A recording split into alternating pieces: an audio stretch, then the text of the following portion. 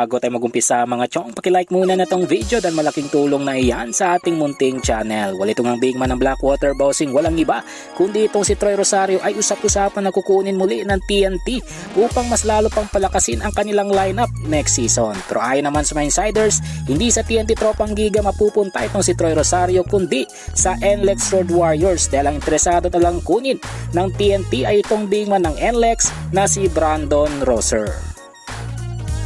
Ibang balita, punta naman tayo sa dating head coach ng TNT Tropang Giga na si Coach Jolas Lastimosa na usap-usapang lilipat na ng ibang kupunan. Pero ayon naman sa mga insiders, walang planong lumipat ng ibang team itong si Coach Jojo Lastimosa dahil mananatili pa rin ito sa kampo ng MVP Group. At syempre, pwede itong bumalik bilang head coach ng TNT Tropang Giga kapag hindi mabigyan ng kampyonato ni Coach Chot Reyes ang TNT. So good luck na lamang dito kay Coach Jolas Lastimosa. Well, panguli sa ating balita mga chong, patungkol naman sa centric forward na Magnolia Chicken Templados na si Calvin Davis Abueva na hanggang ngayon ay gusto pa rin sungkitin ng Converge Fiber Xers. Well, ayon pa sa mga insiders, itong si Governor Delta Pineda talaga ang gustong kumuha dito kay Calvin Abueva papuntang Converge Fiber Xers dahil gusto ni Gov na maglaro ang kapwa niyang Kapampangan sa Converge Fiber Xers. Pero ayon naman sa mga fans, good luck na lamang kay Gov Pineda dahil hindi rin talaga papayag ang Magnolia na ilipat itong si Abueva sa Converge Fiber Xers. Well mga chong, nandito na lang ang ating balitang PBA at syempre